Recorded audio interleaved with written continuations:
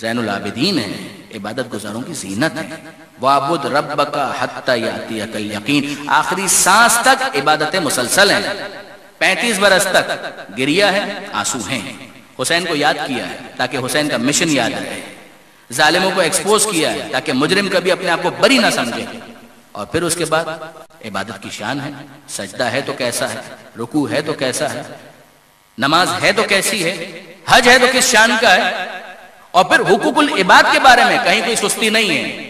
جو میں نے عرض کیا تھا کہ اصل کام تو معاشرے کے اندر جو کرنے کا تھا، اس کے لیے یہ حکم دیا جا رہا تھا کہ تسبیح کرو، حمد پروردگار کرو، تاکہ دل میں کہیں تنگی نہ آنے پائے۔ کیا سید سجاد نے اپنے مشن کے اوپر کوئی کمپرومائز کیا؟ قطعاً نہیں، قطعاً کمپرومائز نہیں کیا۔ کیا سوشل ورک کے اندر کہیں کمی نظر آتی ہے؟ ہمیں کوئی کمی نظر نہیں آتی۔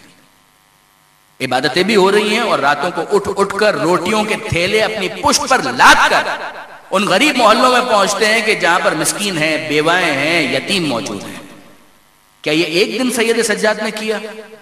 میں یہ کہوں کہ میرا بیمار امام، اس کی پشت بہت زخمی ہو چکی تھی، تو 1 رات 2 رات 3 رات یہ کام کیا ہوگا؟ جواب جی نہیں، قطعاً نہیں۔ یہ سید سجاد کی زندگی کا کتنا اہم رخ ہے، اس کو نظر انداز نہیں کیا جا سکتا۔ جہاں سجدہ گزاروں میں سید سجاد جیسا کوئی نہیں ہے، جہاں نماز پڑھنے والوں میں سید سجاد جیسا کوئی نہیں ہے، وہیں پر غریبوں کی خبرگیری کرنے میں، بیواؤں تک راشن پہنچانے میں، یتیم بچوں کے سر پر ہاتھ پھیرنے میں، اس میں بھی سید سجاد کا کوئی ثانی نہیں ہے۔ یہ آل محمد کا سلسلہ ہمیں کتنی ایک بیلنس تعلیم دیتا ہے۔ وہ کہتا ہے سجدہ گزاروں میں شامل ہونا، مگر خبردار مناسٹسزم کی طرف مت جانا، راہب مت بن جانا، غار میں نہیں جانا، گھر کو ترک نہیں کرنا ہے، دنیا میں رہنا ہے، دنیا کے بن کے نہیں رہنا ہے، اللہ کا بن کر دنیا میں رہنا ہے۔ سید سجاد عملی طور پر یہ سب کچھ بتاتے ہیں، آیتیں متصل ہیں کہ تسبیح کرو، حمد کرو، سجدہ کرو، عبادت کرتے چلے جاؤ، اتنی قوت اور طاقت تمہیں ملے کہ تم دن میں اپنے سوشل ورک اور دوسرے تمام کاموں کو انجام دے سکتے، اور راتوں میں فقط سجدے ہی کے اندر اپنا وقت گزارنا ہے نہیں۔ راتوں کو اٹھو، یہ بھی دیکھو کہ تمہارا پیٹ تو بھرا ہوا ہے، تم نے تو کھانا کھایا ہے۔ اسی محلے کے اندر، اسی شہر کے اندر ایسے افراد ہیں کہ جن کو کھانے کے لیے روٹی نہیں مل سکی ہے۔ اپنے بھرے پیٹ پر اطمینان کے ساتھ سو جانا یہ مومن ہونے کا انداز نہیں ہے۔ تلاش کرو، سید سجاد کی سیرت یہ ہے کہ کچھ وقت سجدے میں گزارو اور سید الساجدین بن جاؤ، مگر کچھ وقت ان لوگوں میں گزارو کہ جو محروم ہیں۔ وہ پروردگار عالم نے اپنا عیال اور اپنا کنبہ جن کو قرار دیا ہے کہ اگر تم کسی غریب کو روٹی پہنچاتے ہو تو یہ مت سمجھو کہ تم نے اس غریب کی مدد کی ہے، سمجھو کہ خدا کے خاندان کا ایک فرد تھا کہ جس کے پیٹ کے لیے تم نے روٹی فراہم کی ہے۔ عجیب ہے برادران عزیز جو تعبیرات آئی ہیں۔ میں نے بعض مجالس کے اندر یہ کہا بھی کہ حضرت موسیٰ علیہ السلام کا یہ مکالمہ خدا کے ساتھ، تو خدا نے کہا کہ اے موسیٰ اگر میں تمہارے گھر پر آؤں تو کیا دو گے؟ موسیٰ کانپ گئے کہ اے پروردگار تو میرے گھر پر آئے گا، کیا مطلب؟ وہی جسم و جسمانیت سے بری، امکان نہیں ہے۔ پروردگار نے کہا کہ ہاں موسیٰ، سمجھانا یہ چاہتا ہوں کہ اگر کوئی واقعی غریب تمہارے گھر پر آ جائے تو یہ مت سمجھنا کہ اس نے ہاتھ پھیلایا ہے، اگر کچھ اس کے ہاتھ پر رکھو گے تو یہ سمجھ لینا کہ گویا خدا کے ہاتھ پر رکھا ہے۔ چوتھے امام کے جملوں کے اندر ایک فرمان یہ بھی ہے، یہ امام حسن سے بھی منسوب ہے، چوتھے امام سے بھی منسوب ہے، کہ چوتھے امام جب کسی سائل کو کچھ دیا کرتے تھے، جب کسی سائل کو کچھ دیا کرتے تھے تو اس موقع پر اس کو چوما کرتے تھے کہ اب یہ اس ہاتھ سے سیدھا خدا کے ہاتھ میں جانے والا ہے۔ ائمہ کے بارے میں ملتا ہے کہ جب کسی نے یہ کہا کہ اتنا آپ دے دیتے ہیں، اتنا خرچ کر دیتے ہیں، تو معصوم کا جملہ یہ تھا کہ یہ کتنا اچھا آدمی ہے، میرے یہاں کے فانی مال کو وہاں کی باقی دنیا میں پہنچاتا ہے اور کوئی کمیشن بھی نہیں مانگتا ہے، مجھ سے کوئی معاوضہ بھی نہیں مانگتا۔ برادران عزیز کبھی یہ مت سمجھیے گا، میرے نوجوان دوست خاص طور پر کبھی یہ نہ سمجھیں کہ سید سجاد اگر عبادت کرتے تھے تو عزاداری پر کمپرومائز کرتے تھے، قطعاً نہیں۔ عزاداری کرتے تھے تو سجدے پر کمپرومائز کرتے تھے، قطعاً نہیں۔ عزاداری اور سجدے کرتے تھے تو سوشل ورک پر کمپرومائز کرتے تھے، قطعاً نہیں۔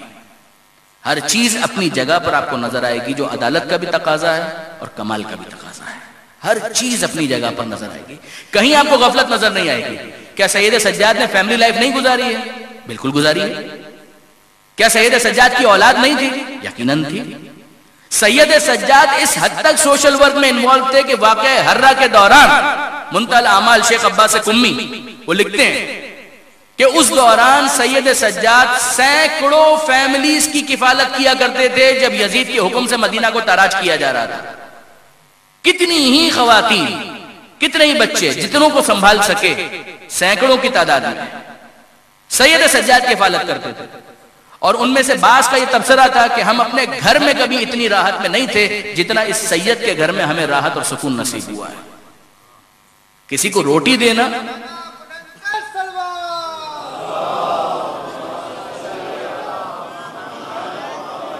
کسی کو روٹی دینا بہت اہم ہے، مگر یقین جانیے برادران عزیز کہ روٹی دینے سے زیادہ اس کی عزت اور احترام کا خیال رکھنا زیادہ اہم ہے۔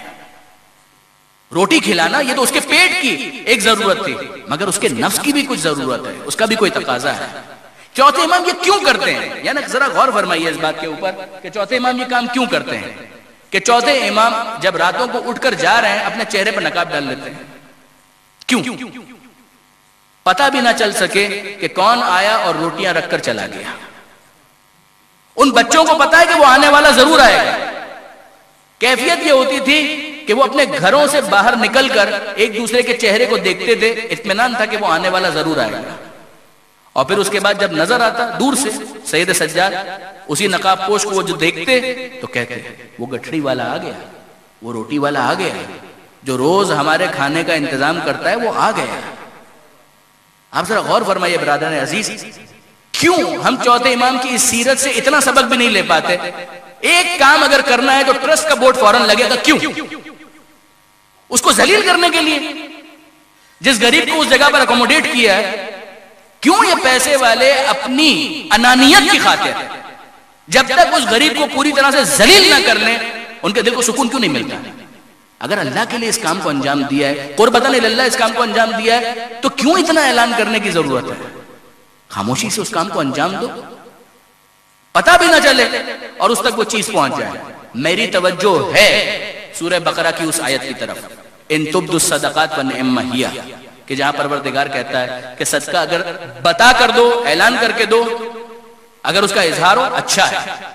ساتھ ہی ساتھ یہ بھی تو موجود ہے کہ ان تؤتوها الفقراء، اور اگر اس کو چھپا کر دو، ان تخفوها وتؤتوها الفقراء، اگر اس کو چھپا کر دو یہ بہتر ہے۔ یہ کیا ہوا؟ ہر چیز کا مقام اور محل ہے۔ آپ کبھی فنڈ ریزنگ کا ایک ڈنر کر رہے ہیں اور اس موقع پر کوئی شوق دلانے کے لیے اگر اعلان کرے کہ 5 لاکھ روپے میری طرف سے، اور دوسرے کو بھی شوق اور وہ کہ ہاں 6 لاکھ میری طرف سے، یہ بات سمجھ میں آتی ہے۔ اس کا اس کے ساتھ کوئی تعلق نہیں ہے کہ جہاں پر کسی کی عزت نفس کی دھجیاں اڑا دی جائیں، اس کو ذلیل کر کے رکھ دیا جائے۔ میں جانتا ہوں، میں بھی اس بات کو مانتا ہوں کہ آئیڈیل ورلڈ کے اندر ہم زندگی نہیں گزار رہے ہیں، ہر چیز بالکل اسی طریقے سے نہیں ہو سکتی، کچھ تو کوشش کریں۔ سید سجاد کی سیرت سے یہ پیغام تو کم سے کم ہم لیں کہ عبادت پر بھی کمپرومائز نہیں ہوگا، سوشل ورک پہ بھی کوئی کمپرومائز نہیں ہوگا، اور اس طرح سے کرنے کی کوشش کریں گے کہ سامنے والے کو روٹی بھی مل جائے اور اس کی عزت نفس بھی مجروح نہ ہونے پائے، کہیں اس کی سیلف ریسپیکٹ کو ڈسٹرب نہ کر دیا جائے۔